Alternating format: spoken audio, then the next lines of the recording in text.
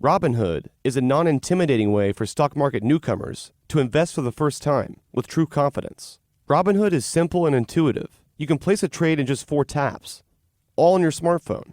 And if you try Robinhood right now, they're giving our listeners a free stock like Apple or Ford or Sprint to help build your portfolio. Sign up today at zodiac.robinhood.com. Again, that's zodiac.robinhood.com.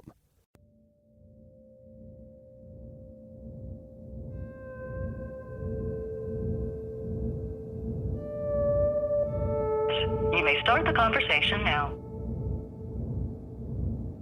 What in the world? Hello, stranger. I'm finally out the hole and everything. I'm doing great. They let me out yesterday. You know, it was the craziest thing that, boy, how the incident happened, boy, gonna be a separate podcast itself, but you would never believe. Maybe it's a good thing that went down because a lot of roadblocks got out of the way and a lot of roads got open, Payne. Wayne was out of the hole, and my daily calls with him were now back in full swing. Yeah, they let me out yesterday. And the Institute, you know, they were aware of the publicity and all. They said, yeah, it's going good and all that, you know. Yeah, they were telling me they had been following it all, and they explained it. And I sat down with the warden and all 3 of them, and I explained the whole project, what we did. He said, I'll tell you what, Wayne. He said, because I explained to him, I said, you know, I'm not out trying to talk to no me. I said, we're trying to do stuff together. He said, I don't blame you. He said, well, the people you need to get in here and see, like T.I., like Payne, he said, you get with me and the lawyer, and I'll make it happen. They put me back in the same dorm, back here with everything. They did a complete reset. It had been a month since I last talked to Wayne, and before I could ask him any more questions, it was strictly business. He first set up a conference call with Dwayne and I. Hey, what's up, man? Hey, what's up, man? Hold on one second. Wayne is on the other line. Yeah, I've got Dwayne here in Payne, and I want to reiterate the same thing with Dwayne on the line when we said to make sure that everybody's on the exact same page. Nobody speaks for Wayne but Wayne. But I've delegated Jimmy to handle all the context regarding the attorneys and the legal affairs on that. So Payne understands. But I said, for anything regarding the release of documents and news, anything about the case needs to come through Dwayne, because Dwayne is the most knowledgeable on this case. And like I explained to Payne, you're the only person in Jimmy that can actually walk with him through these neighborhoods, introduce him to the people he's going to really need to see, because they're not going to talk with him otherwise, to beat the bushes and all. See, anything regarding my legal case, the way I'm delegating the things, Payne, regarding the legal case and contacts, you go through Jimmy on all of that. He'll make that happen. And anything regarding the documents or whatever, we have to go through Dwayne. And see, these are the 2 people I trust to do that. The podcast was airing now, and it seemed like it was making Wayne a little antsy. Next, he set up a conference call with his friend Jimmy. You're going to have to get with Jimmy. He's going to have to take you to meet all of these different people and all that. This takes money and gas. You understand what I'm saying right there? Dwayne is going to do the same thing. When you're going to meet suspects, you're going to meet people who are eyewitnesses to these things, but they have to take you into hoods that you can't go. Not being funny, Payne, but being a young white boy, there are places you can't go by yourself with this. They're going to have to be your eyes and ears to go. Are you understanding what I'm saying? You have 1 minute left. They're my eyes and ears to get it right. They'll be able to tell you, no, it didn't happen this way. Yes, it did happen that way. No matter what any of them say, unless you hear that from me. They could give you input and all, but basically the ball stops with me, Payne. That's what I'm trying to say.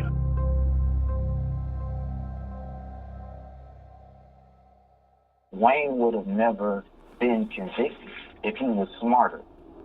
But the reason Wayne was convicted was because of what he did on the stand when he went off the way he went off in court. Now, part of that was, it was Mary Welcome, his attorney's fault. The first 2 days that Wayne was testifying, he was cool. They was asking him questions about being gay and all of this different stuff. And he was saying, look, man, I don't know nothing about that stuff. I didn't do this. I wasn't there. And he was cool, calm, and collected. The defense attorney told him to fight back on the stand, and that's what ended up really getting the guilty verdict, because people was like, oh, he is a Dr. Jekyll, Mr. Hyde type person. And what made her come to me and do that was a news story Channel 5 ran. He said Wayne Williams appears too cool and calm. They were responding to a darn news story. God Almighty. She told me, Wayne, you need to be more forceful. You're looking too calm and cool. And Mary threatened to quit if I didn't do that. In Atlanta, another body was discovered today, the 23rd. At Police Task Force headquarters, there are 27 faces on the wall, 26 murdered, 1 missing. We do not know the person or persons that are responsible, therefore we do not have the motive.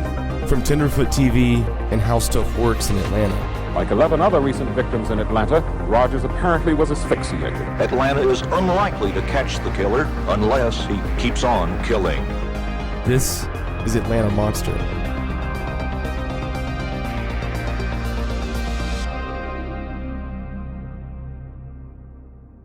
The first thing I asked Wayne was about the trial, when he lost his cool on the witness stand. You're going to find out all of what happened behind the scenes on this. Wayne doesn't agree with this, but this is my theory behind that. I really think that she was a plant. Dwayne's convinced that Wayne's attorney, Mary Welcome, was some sort of plant, but he had no evidence to back that theory. Even Wayne himself disagreed. I was the one that chose Mary. They didn't choose her, you know what I'm saying? That was a spur of the moment, you know, because I had known her before. And to be honest with you, I liked her as a person. I was drunk over her. That's why I picked her. I the Clear Blue Sky. Yes, she was fine. But that's what things they do. But I mean, they didn't bring her to my attention, Dwayne. Yes, she was fine. She was fine. She was fine, and she was fine. I'm going to call back one more time. Okay. Apparently, Wayne was pretty fond of Mary Welcome. I asked him about the blow-up on the witness stand. This was, I think, my second day on the witness stand, and that was an article in the paper and in one of the TV stations that said that I was being too cool and calm on the witness stand. And so my attorney saw that, and they were saying that we need to do something. They were afraid that we were losing the jury. I was coming off being too calm and collected, whatever the heck that means. And so finally they said, Wayne, we need you to be more forceful and project yourself. And I said, how do I do this? I mean, how do you try to present yourself in such a way? Because I don't think most people realize there isn't a storybook, that isn't a guide to how you respond on the witness stand. I don't care what people tell you about what type of preparations you go through. And I just responded, you know, and I was so upset that I could sense that was a tragic mistake for me, because people thought I exploded and I blew up. No, I was well under control. I wasn't upset at the district attorney, so to say. I was upset at my lawyers for putting me in such a tragic situation. So that's what my frustration was over. So do you think that played a big role in your conviction? No doubt.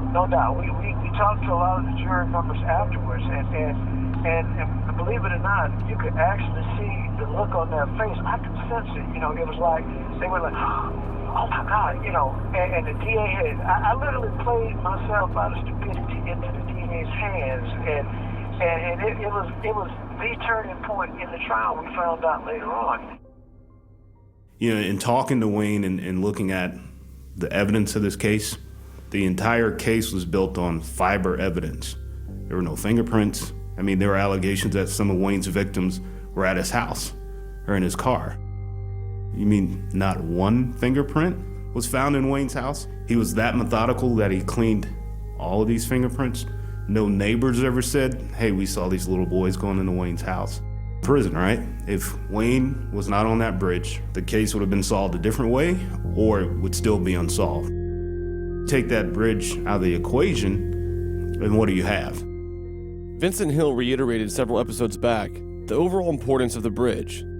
Fiber evidence aside, if you take the bridge out of the equation, you don't have Wayne to begin with.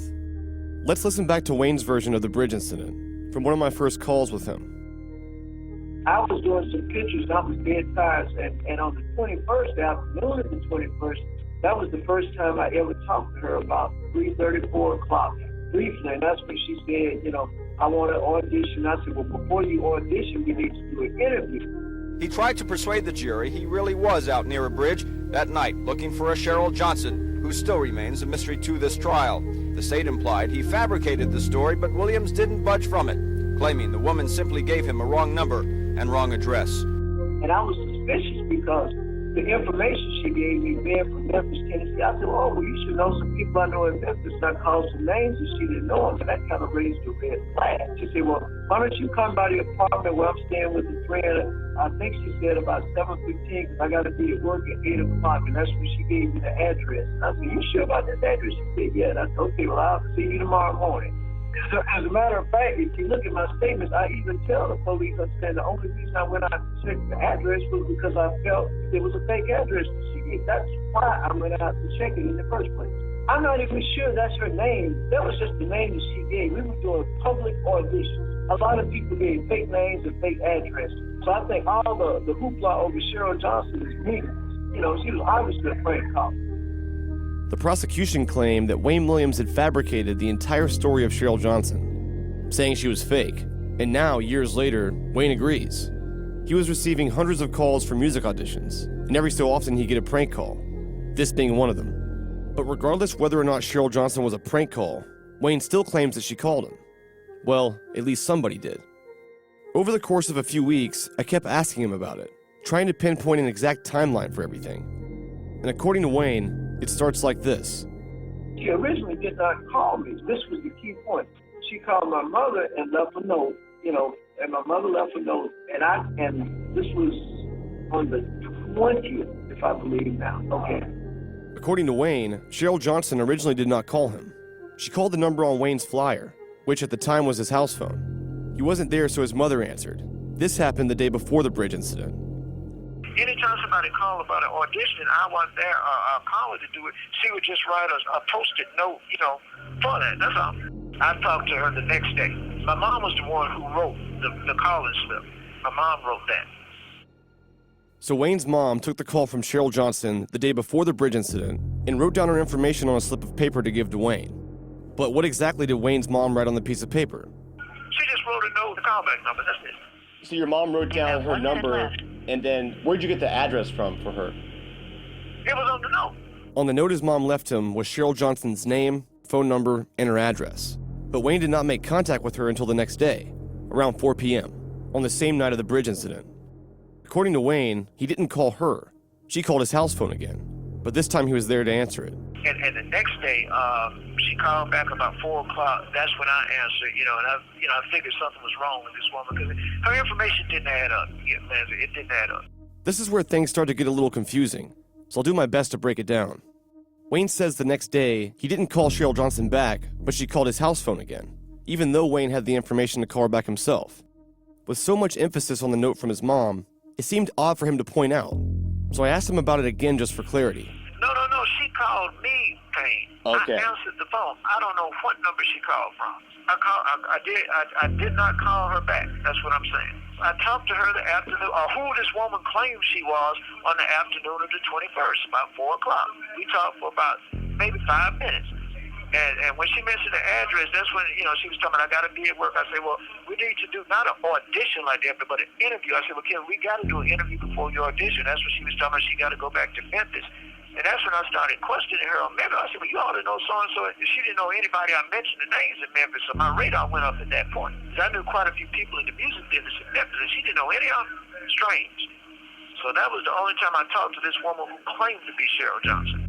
He talked to her around 4 p.m. that day for about 5 minutes, and he claimed he was already a little suspicious of her. But he agreed to meet her the next morning at her apartment anyway.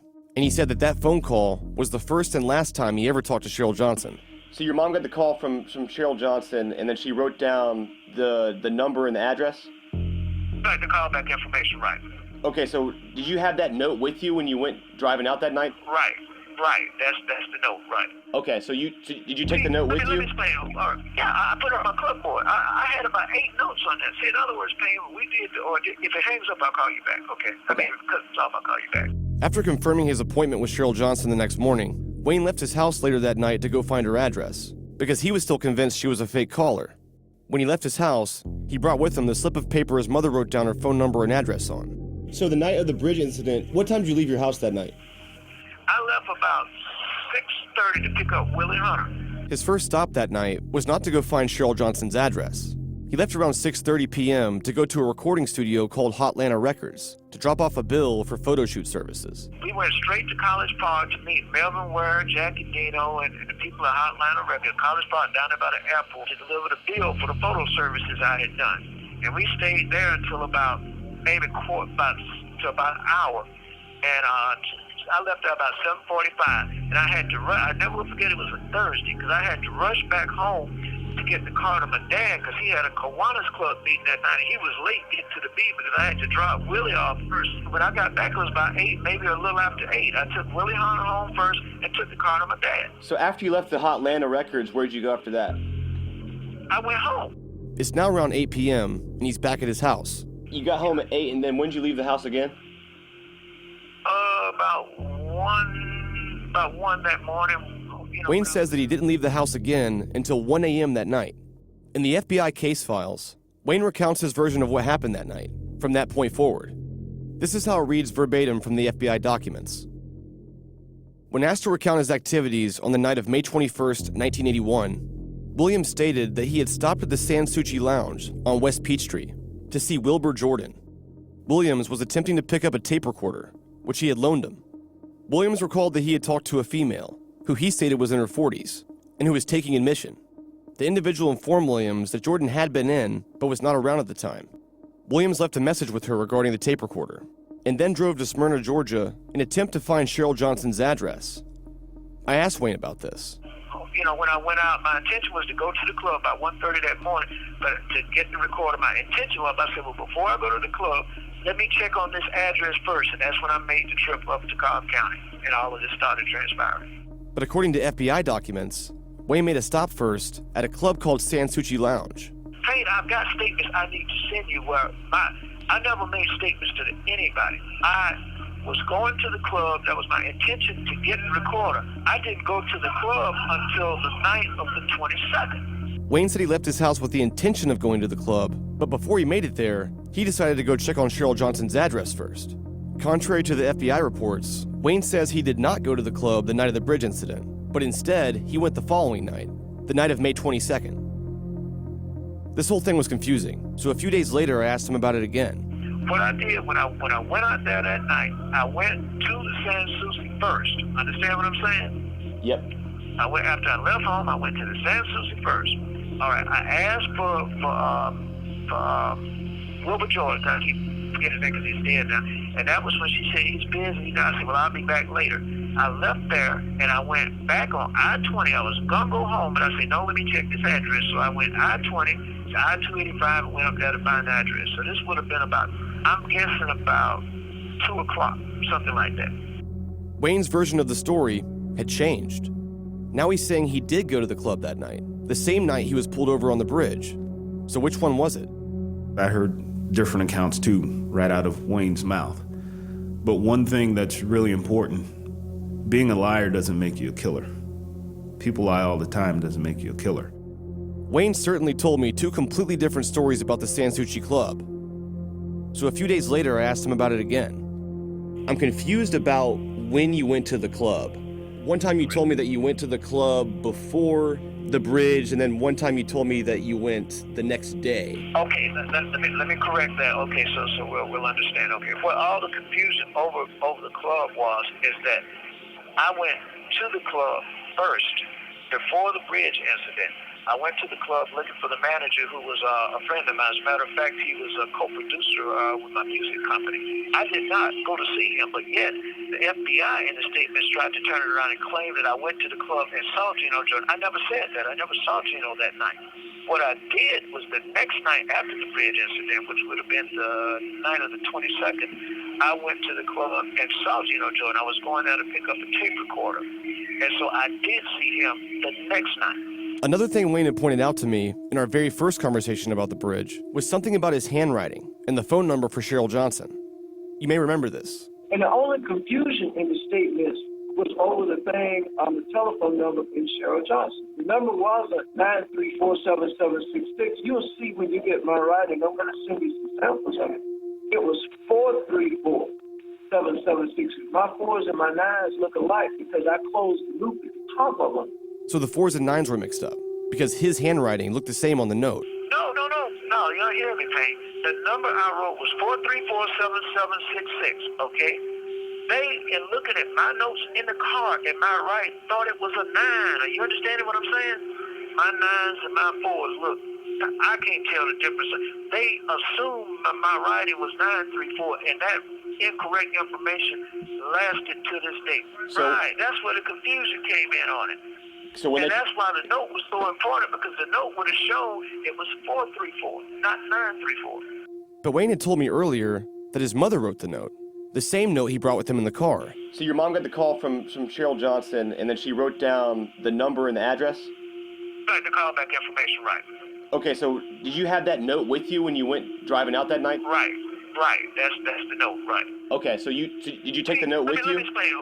Yeah, I put it on my clipboard. I had about 8 notes on this. So how was that possible? Wayne's theory about his handwriting would only make sense if he had written the note himself. But he didn't. He said his mom did. Unless there was a second note. I had an appointment book with me at the time.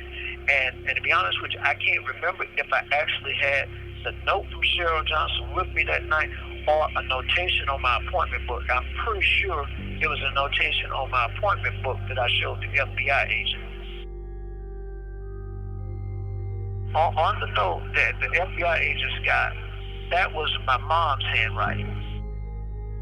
Before Wayne was stopped on the bridge, he claimed he had pulled over into a liquor store parking lot and used a payphone in an attempt to call Cheryl Johnson. So you called the number, and what happened when you called the number?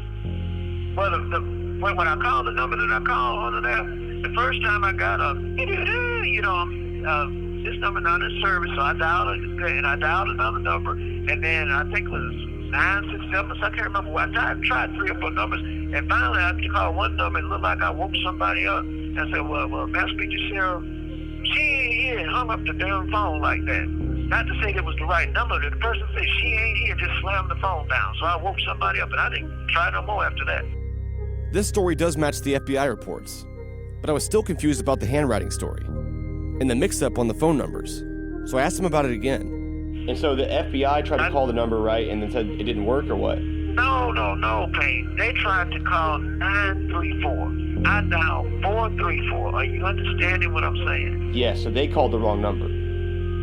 Right, they tried it. Yeah, I never called a 934 on that. That's them. I don't know what, the number I called was 434-7766, and I got like a number not in service or something, I can't remember now. But I tried, because it wasn't about a minute, and I tried a couple of more combinations and all, and finally I got one where somebody answered. I said, hello, man, speak to Cheryl. She ain't here, and slammed the phone down like that, So the number that you had, the one that they got wrong, do you think the number that you had was her correct number? I don't think any of it was correct, Payne. That's the point I'm making. I think she was a bogus call from the beginning. That's my point.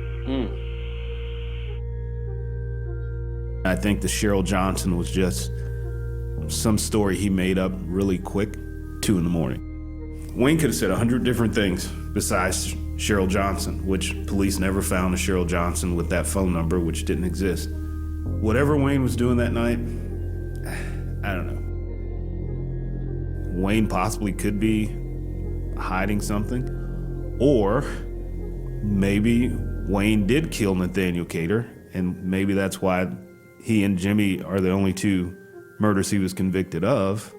But simply changing his story, it doesn't prove anything as far as, why not years later Wayne say, yeah, I lied, here's what I was really doing. But at the same time, you could argue and say, why not years later?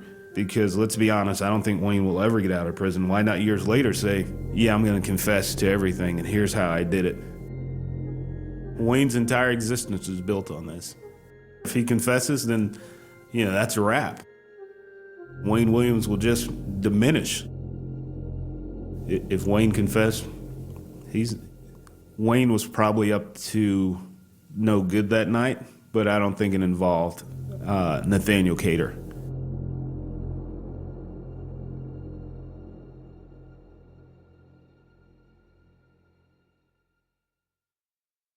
Want a New Year's resolution you can actually keep? I got one for you. Stop going to the post office to send letters and packages when you simply don't have to. This year, you can save time and money by using Stamps.com instead. Stamps.com has personally helped me by maximizing my time and saving me money. Stamps.com brings all the amazing services of the U.S. Post Office right to your computer. Stamps.com is the faster and more convenient way to get postage. It's easy. Use your own computer to print official U.S. postage for any letter, any package, any class of mail, period, and anywhere you want to send it. And that's pretty much it. The mail carrier comes and picks it up. So no more lugging mail to the post office. No more hassles. I use Stamps.com because their services are convenient, easy, reliable, and efficient. And right now, you can enjoy Stamps.com too, with a special offer that includes a 4-week trial, plus postage, and a digital scale. So start the new year off right. Go to Stamps.com, click on the microphone on the top of the homepage, and type in the promo code Zodiac. That's Stamps.com, promo code Zodiac. I don't know that there was that defining moment during that trial. There was one for me as an observer that came at the very end, and I still think it is some of the strongest evidence that was presented in the trial. And I would tell you that 99.9% of your audience has never heard of it. The blood. 2 of the last 4 victims were stabbed at the end of the string of murders, John Porter and William Barrett. There were 2 blood stains found in the station wagon. They typed them. Neither one of them were Wayne's blood, but they both matched the 2 victims that had been stabbed, Porter and Barrett. The link was suggested by showing the jury this ripped-up car seat. It came from the 1970 station wagon driven by Wayne Williams. An expert from the Georgia Crime Lab told the jury that she had found 4 areas of dried blood on the seat. 2 types were analyzed, type A and type B. Prosecutors then had witnesses testify about blood samples taken from the bodies of John Porter and William Barrett, 2 victims found with stab wounds. Porter had type B, Barrett type A, the same as the samples found in the suspect's car. The jury also heard the dried blood in the car could not be from Williams since he was type O, the state obviously suggesting that the bodies of Barrett and Porter were at one time on that seat. Of course, the defense wanted the jury to realize the connection is a shaky one, since Williams' parents and the owners of the car, an uncle and aunt, and thousands of other people may have had those blood types and driven in the car. But if you could get to the blood, I think, if I recall, it was within 6 weeks. You can break it down even further. You get into an enzyme factor. They were able to do that. Both of those 2 victims had been stabbed within the last 6 weeks. Both of the 2 blood stains in the backseat of Wayne Williams' car were fresh enough to be able to break them down into the enzyme factor. Both matched Barrett and Porter. Prosecutors continued to close in with a connection. The jury, listening carefully and taking notes, heard that both Porter and Barrett had an enzyme type 1, a further breakdown of their blood samples. The panel then heard that both stains in the car were enzyme type 1. One of them, according to the testimony in the trial, that particular blood type and enzyme factor was found in only 7%. I can't remember if it was 7% of the males or 7% of African-American males, but it was 7%. The other one was found in only 24%. Talking percentages, the witnesses said only 7 out of every 100 people would have Porter's type B enzyme type 1, and that 24 out of every 100 people would have Barrett's type A enzyme type 1. 2 victims stabbed, 2 bloodstains in his car, and they both match. It was physical evidence. That's not really circumstantial evidence, that's physical evidence. It's not a fingerprint, it's not a murder on a videotape, but it was very strong evidence, I thought, at the end of that trial.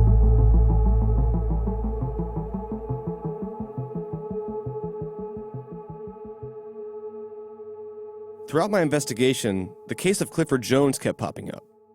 Jones's case stands out in particular because many people feel there's another viable suspect for the murder, aside from Wayne Williams. I first found Dwayne Hendricks from a YouTube video of Clifford Jones's brother, Emmanuel. And your brother's name was? Clifford Jones.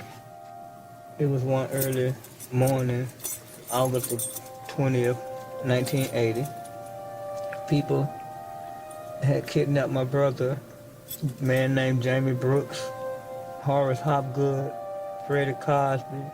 These guys held my brother captive in a laundromat right on the corner of Hollywood Road. Hours later, he was found near a dumpster behind the mall, strangled, wrapped in plastic. His brother was inside being beaten and raped all day before they actually killed him and disposed of his body. An alleged eyewitness described the strangling of Jones and identified the strangler, not Wayne Williams, but a man named Jamie Brooks. He knew that Wayne Williams didn't kill his brother. He knew that. And despite all that evidence, the task force blamed Clifford Jones' murder not on Jamie Brooks, but on Wayne Williams. The investigators reviewing the case file on Clifford Jones released to Channel 2 News under court order a file containing statements from 5 eyewitnesses who point to a suspect other than Wayne Williams as the killer of Jones. Jones's case also stood out to fiber analyst Larry Peterson. To Peterson, Jones's case was one of the only puzzles he couldn't put together. Clifford Jones' case became, I think, important in my mind. One, because it was the first one I went to, and it was the one that seemed to be the cement the need to form a task force.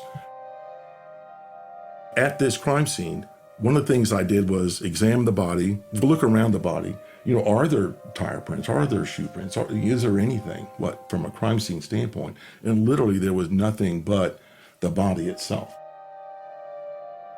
But one of the things I had noticed and collected was over 20 beige carpet fibers, loose in his hair, on his skin, on his clothes, and I collected them at the crime scene.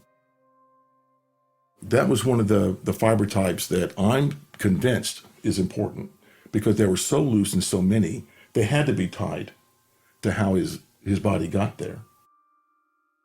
Whatever sample came in, that was one of the ones I would always go. There was the green carpet, there were some other things, but in his case, I always looked for those beige carpet fibers on any sample submitted for comparison. And actually, through the trial, they never matched anything. So that was always kind of a mystery fiber as to, well, then where did they come from? That had bugged me through post-trial. It always had bugged me. The thing that I wanted to know most was I wanted to know everything about what the evidence meant. So, a year after trial, to satisfy his own professional and scientific curiosity, Larry investigated further. He couldn't reconcile these missing pieces. So they had put these records into evidence that they had these 3 different Ford Fairmonts, 1980 Ford Fairmonts, the family was using as rentals. This was news to me. It turns out between 79 and 81, the Williams family was in possession of at least 6 cars, at one time or another, 3 being rental cars. I was at Fulton County about a year after the trial, and I went by the appeal attorney's office and talked to Joe Drolet, and I said, is there any way, if the defense put those rental agreements into evidence, is it possible I could get copies? So he supplied me with copies of the rental agreements, which include VIN numbers and descriptions of the automobiles. So I took that and I ran it through our crime information center, through the vehicle registration, and came up with the fact that those had been sold as used cars. And I had GBI agents go to those locations, collect trunk liner and floorboard fibers from those 3 rental cars. In the meantime, I looked at the time sequences of when the rental agreements were and what victims disappeared in those time sequences. Clifford Jones fell into the same time sequence. So when that fiber sample came in from the trunk liner and from the floorboard, the first thing I found was that there were beige carpet fibers in the floorboard of the 1980 rental car that matched the Clifford Jones fibers. Wow.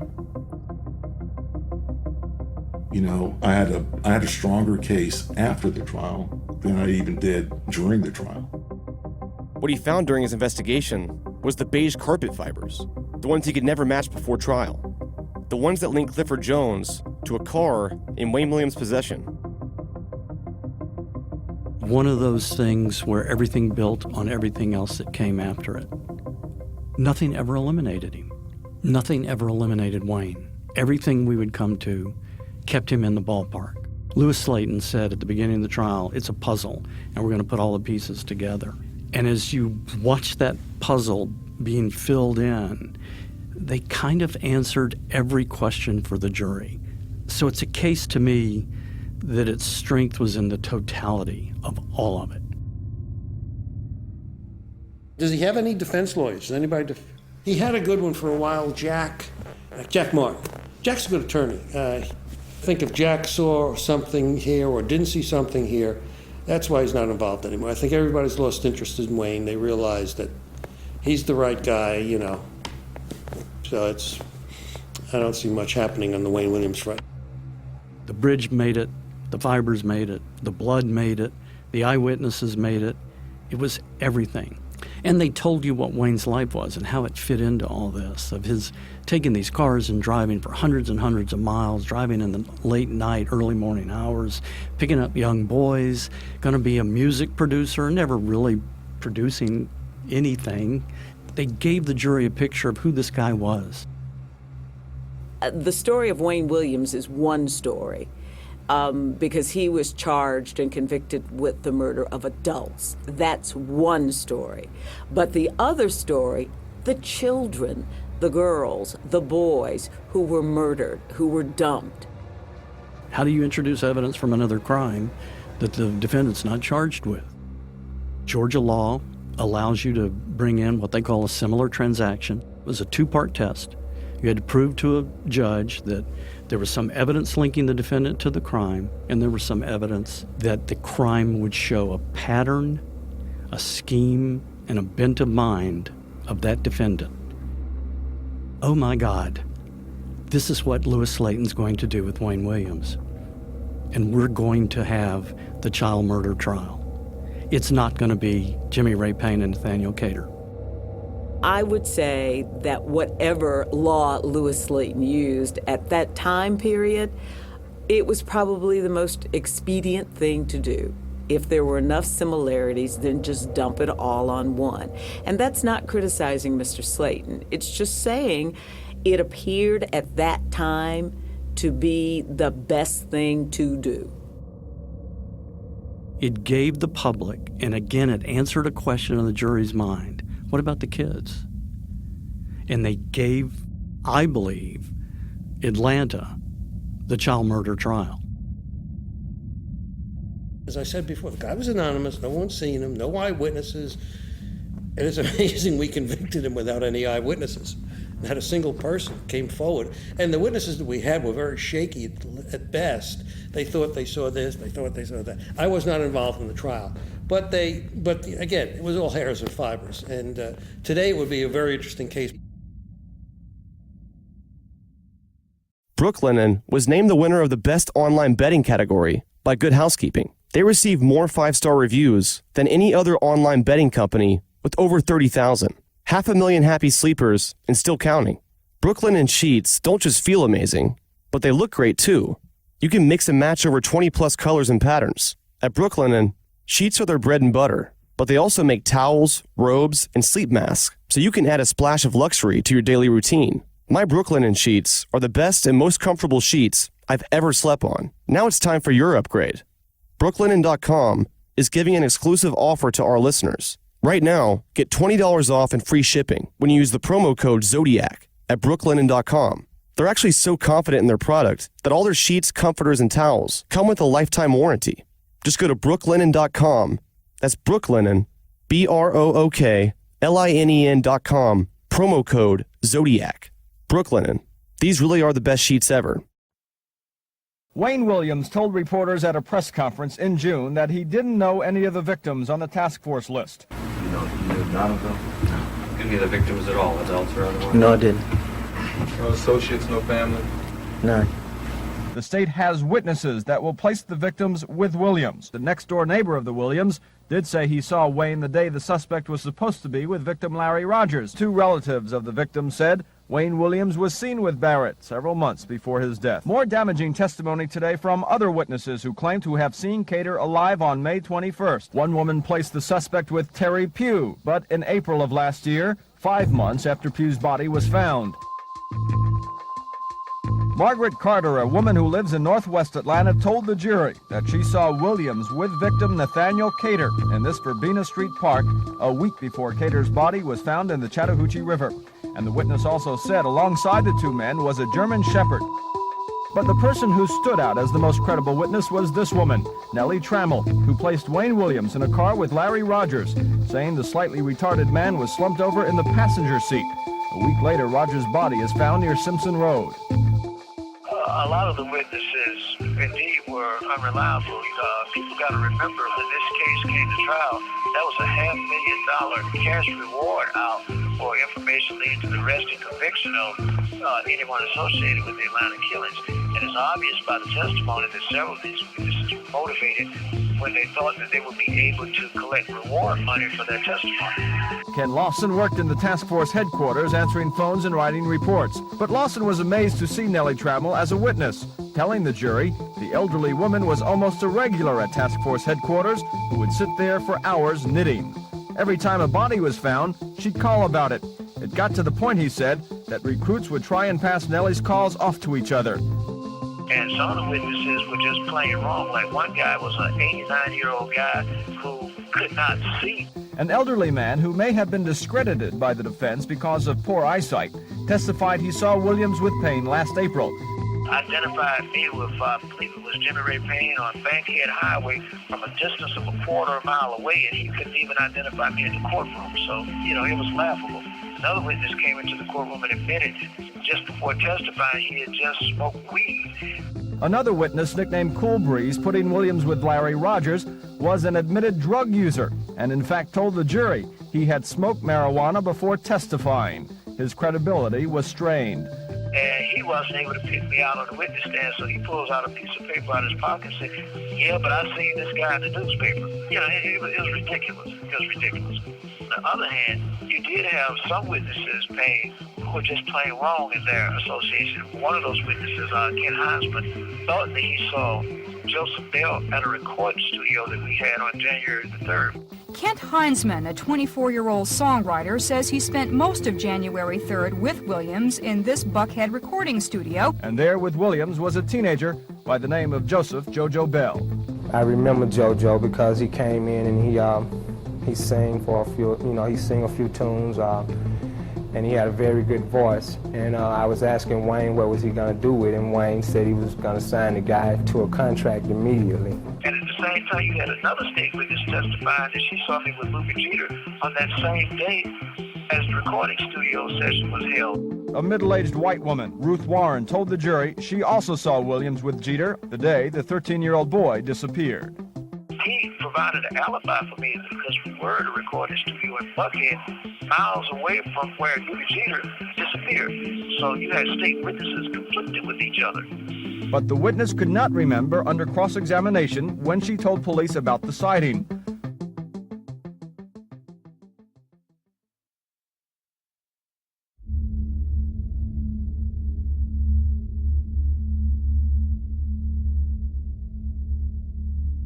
If this story can help y'all out or whatever y'all podcast about, that's cool, man. But this shit 100 what I'm telling y'all. Recently, a man named Tony came to the office and told me a story he's only ever told his family. I ain't making up none of this, man. This shit for real, and I ain't trying to get no nigga in trouble who shouldn't be talked about or put no lies on nobody. It's true facts. Me and my cousin, we was going to the Atlanta Zoo, so we had rode the bikes over there. We snuck in the zoo, matter of fact, you know what I'm saying? Went to one of the back gates where it turned one way or the other, we slid through. So we had chained our bikes up outside. When we came back out to do, the bikes were gone. We were basically right there just puzzling, more like how we're gonna get back home. I was living then in the project that was called Greater Homes. So I was walking back across the park, going back to Greater Homes, and out of the blue, this guy came off the top of the hill. He was like, hey, what's going on? How y'all doing? You okay? I was like, yeah, we fine. Say somebody stole my bicycle, you know what I'm saying? We was over at the zoo, and now we got to walk back home. So he was like, well, you need a ride? I was like, nah, we good. We can walk, you know what I'm saying? He was like, well, my daddy owned this church, is the pastor of this church over here. It was like in a little housing area, you know what I'm saying? So I remember that church because I had been over there. So I was like, yeah, I've been to that church before, you know what I'm saying? So he was like, yeah, my daddy the pastor. He said, he'll take y'all home. Y'all ain't got to walk all the way back to Greater Home, you know what I'm saying? I was like, well, cool then. So we was following him back to the church, thinking his daddy gonna give us a ride. Instead of him taking us straight across the street to the church, well, he took us to the street and took us up a pathway in the back of the houses that were along the street that led to the church. That's when things started to feel a little weird. Why are you taking us this way?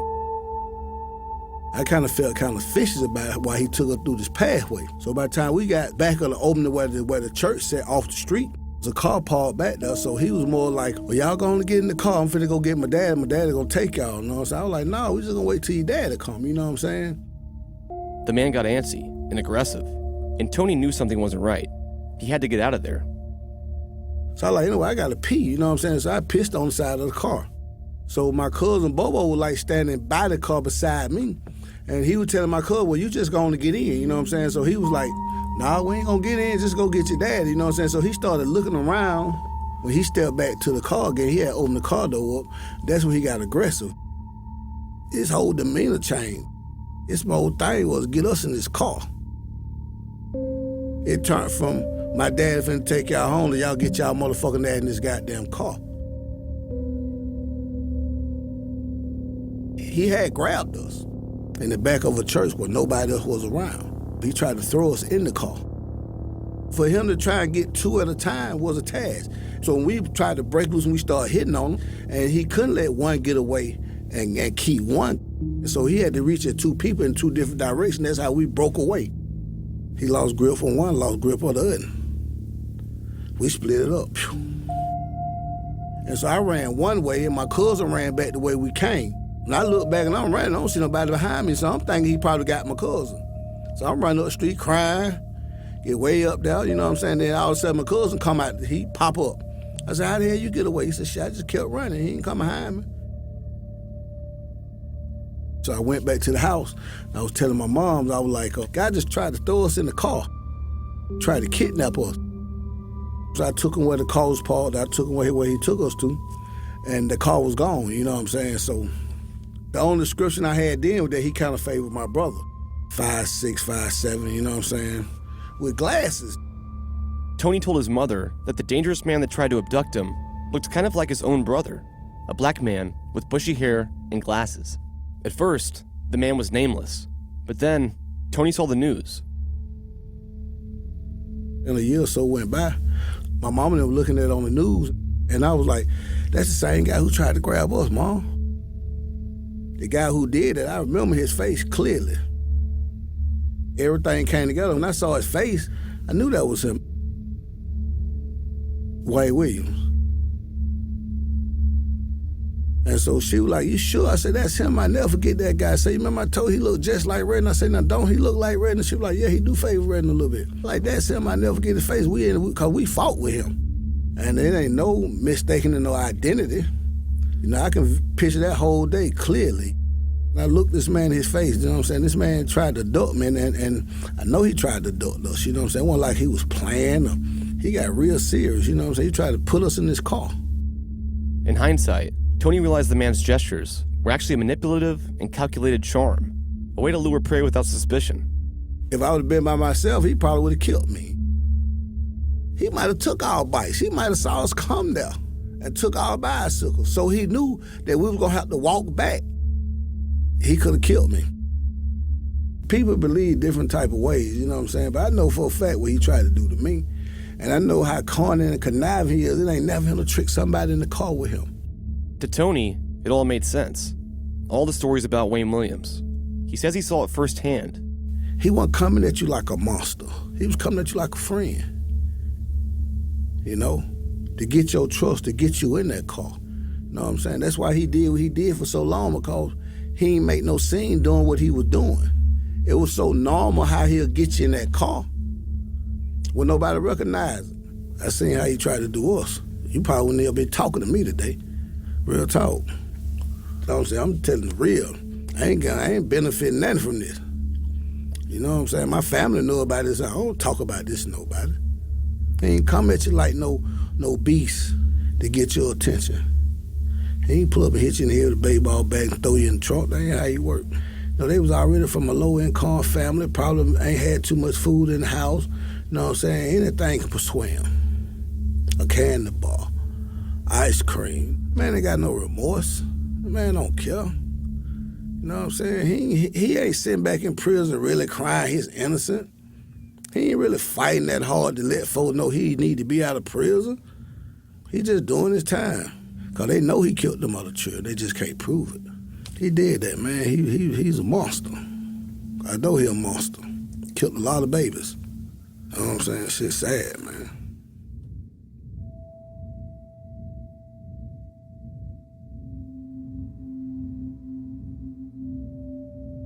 I thought it was only fair to share this story with Wayne, to see what he said about it. Tony made a lot of bold claims, but very convincingly. I asked Wayne for his take. He came into my office a few days ago, and he told me that he thinks that you tried to abduct him and his cousin at the back of a church. Back of a what? Back of a church. He said that the man said his dad was a pastor at the church. That's ridiculous. You know, that's one thing throughout this trial. You've got people who come forth with these stories after the fact, and you got to remember, after my picture was flashed all over the news on June the 4th, you had all types of people coming forth saying, I know this guy. Now, my point is, where were these people before? Where were these people when these incidents happened, you know, at the time? They couldn't identify anybody. Now, I'm not saying that somebody may not have tried to abduct these people at all, but what I'm saying is that there's enough scientific evidence we know today to prove that witness testimony can be tainted and influenced by publicity after the fact. And that's no doubt what happened in this case and with a lot of these witnesses. Is that story true? Absolutely not. You know, that's ridiculous right there. You know, I don't even know these people. And here we are years later. You know, I hear stories like that.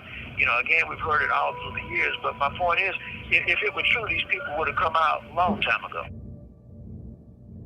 One thing I developed over the years from this thing, man, I've developed a tough skin. I've heard everything. I've heard even the jokes and everything. You know, I've heard it all. But that doesn't faze my resolve to get the truth out. You know, because the fact is that, you know, I'm innocent of what happened in Atlanta, Georgia, and that's the main focus that I've got to have right now.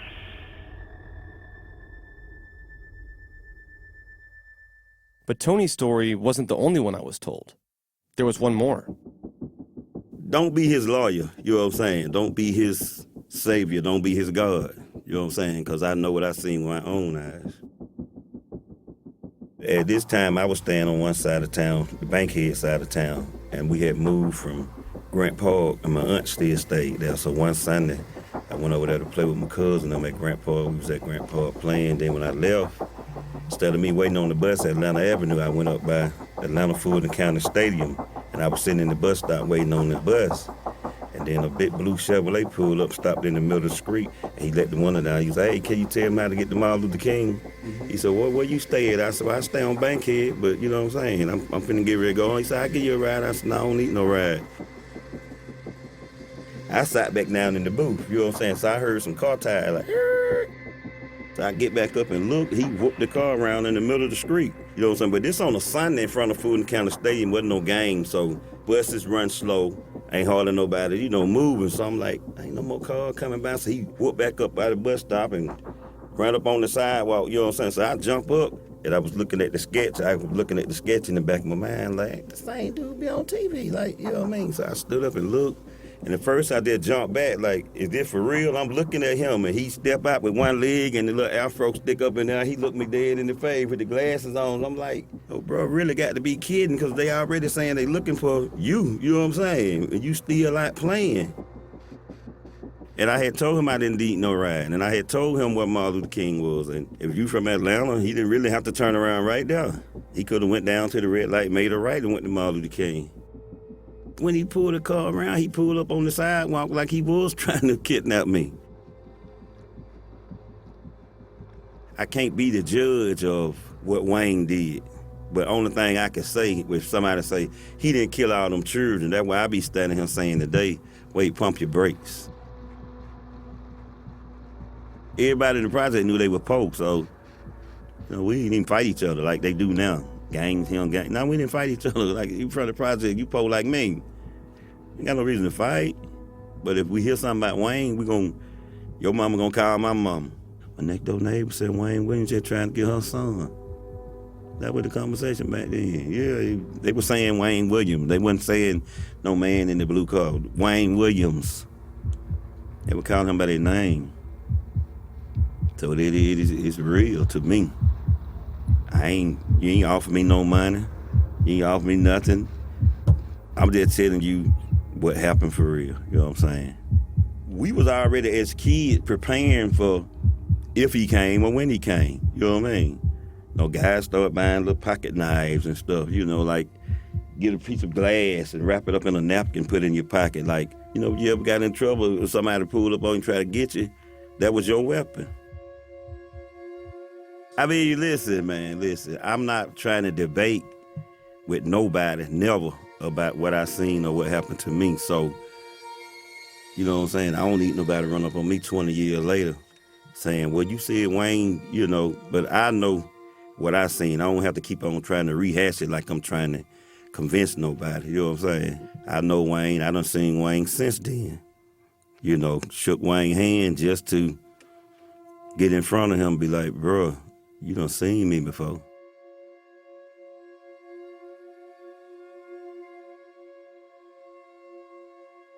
At 89, I was a young, little young rich dude that done caught my first dope case, went down the road and man, they put some dope on me, you know what I'm saying? They said, dude up in the law library will help you out. When I went up there and seen who it was, it kind of, I was like, nah, I can't let him work on my case, you know what I'm saying? Like, that was just me.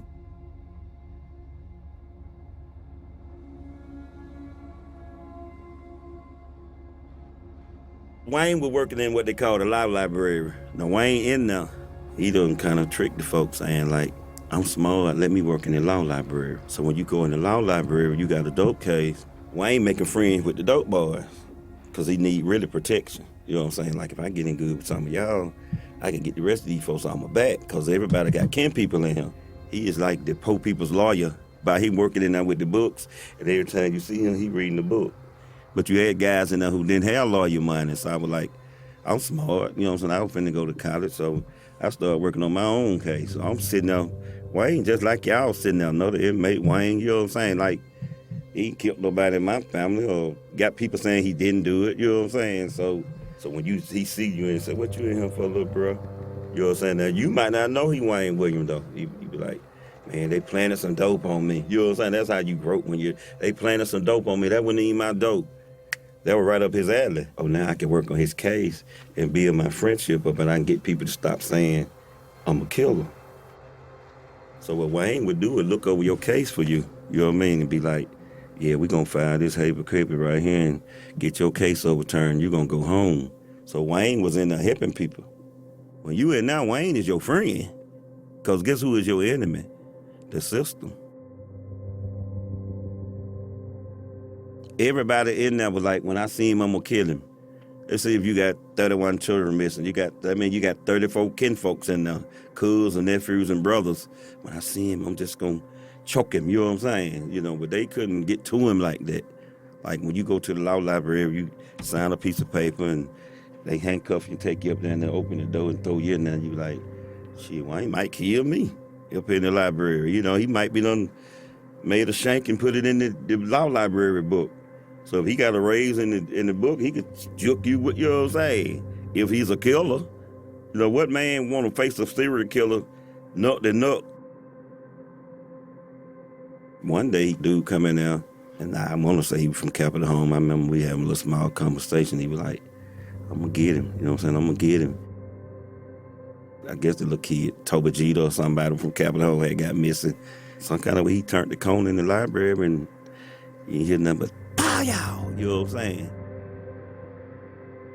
When I looked around, Wayne was picking the glasses up out the ground. I had tears coming out his eyes and I just said what I said. It just was something on his mind. He wanted to get off, like, he wanted to file for Wayne.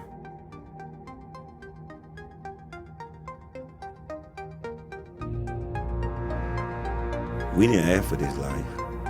But for the food stamps and the welfare and the WIC and the government cheese and the pound of milk, like, it was some day we had an apartment, you know what I'm saying, and the lights was on, but there wasn't no furniture in there, there wasn't no food in there. Like, where we gonna get it from?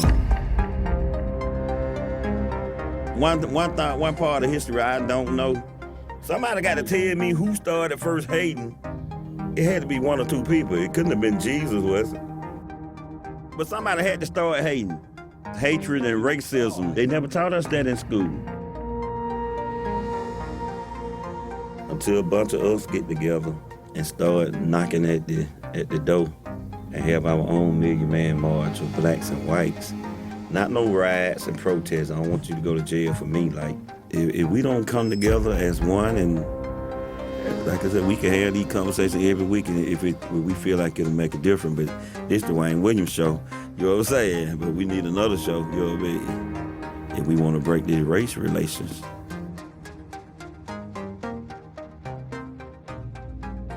If there's one thing I've learned throughout my work on Atlanta Monster, it's that no matter how you slice it, this story is bigger than an investigation, bigger than a trial, and bigger than Wayne Williams. This case evokes deep emotions, even in people that weren't directly affected by the killings.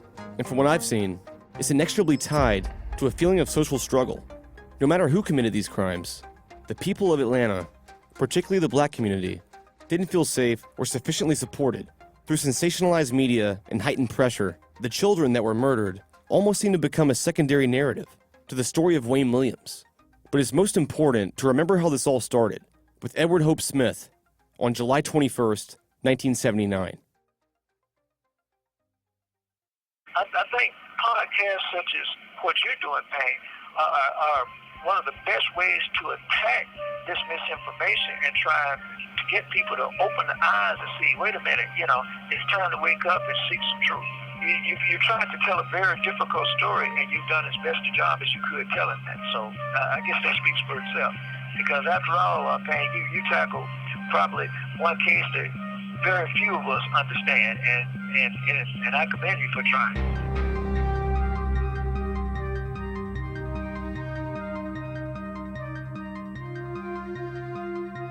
Who is the Atlanta Monster? We don't know. We really don't know. And I think that it's clear at this point there was never any single Atlanta monster. I think that your monster is probably a group of some of these white supremacists who were involved in some of these killings. I think your monster is probably people involved in some of these sex and drug rings that no doubt killed some of these victims. And I think your Atlanta monster may well be the streets of Atlanta in the cases in which the victims were victims of street crime. So I think instead of Atlanta Monster, you probably need to relabel it Atlanta Monsters and put a plural on the end of it. Wayne, did you murder anybody? No, I have not killed anybody in my life. And that's a question people ask all the time, and it's a question that I welcome people to ask, because let me tell you something. I can look people in the eye because my soul is at rest with God. I sleep very good at night because we've all done things in our life that are wrong and we're not proud of. There are probably a million things that I've done in my life that I could have been arrested for, but killing somebody isn't one of them. And I think anybody who really knows me and knows my character knows that this is a situation that was trumped up against me. So I sleep good at night. It's this murder mystery that never ends.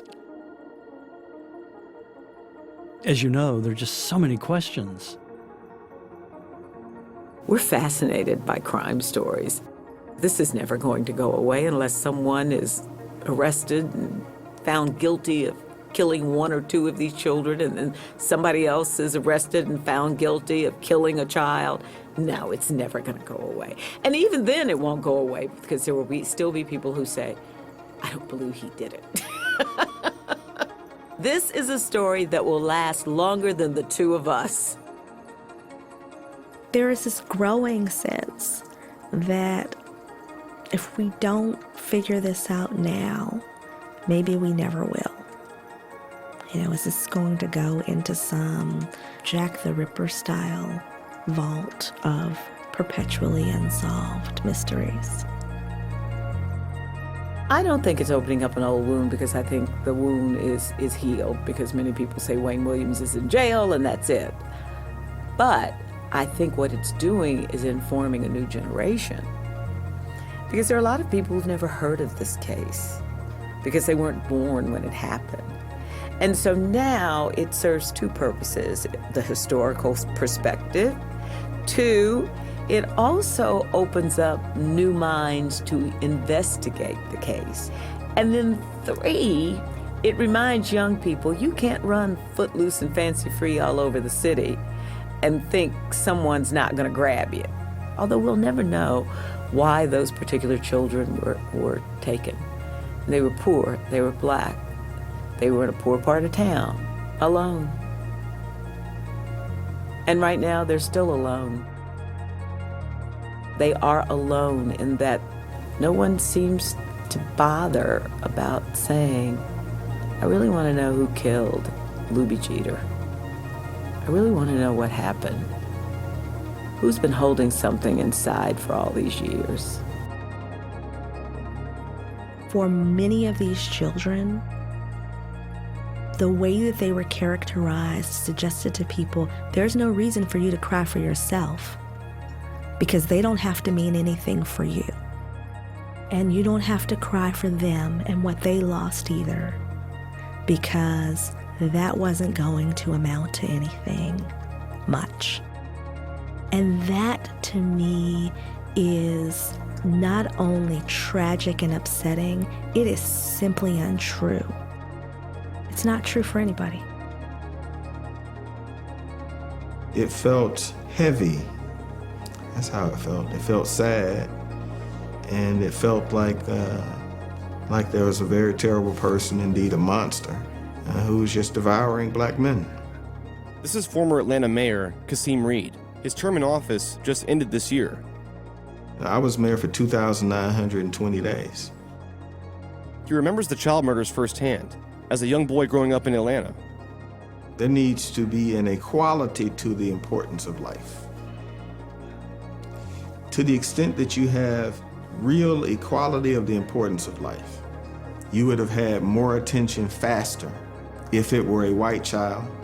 Any child that's harmed, we ought to have the same level of intensity and passion and focus from day one.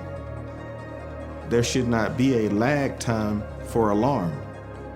It needs to be that a kid got killed, and we're going to find who killed the kid, and we're going to bring that person to justice. And it needs to be a unified feeling that that is the case. It should not be community by community. And to the extent that we do that, we are a better city. We have to maintain that important ethic that our children are hands off to anybody, and that anybody who attempts to harm our children will suffer extraordinary, dynamic, and extreme consequences with unified support. That's what I hope that the lesson will be.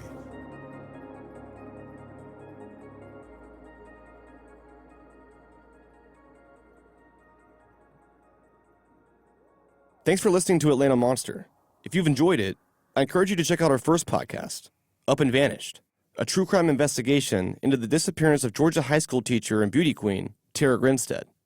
Up and Vanished is available now on Apple Podcasts. Atlanta Monster is a joint production between How Stuff Works and Tenderfoot TV. Original music is by Makeup and Vanity Set. Audio archives, courtesy of WSB News, Film, and Videotape Collection. Brown Media Archives, University of Georgia Libraries. For the latest updates, please visit atlantamonster.com or follow us on social media. If you have any questions for me or the team, please call us at 1-833-285-6667. That's 1-833-285-6667.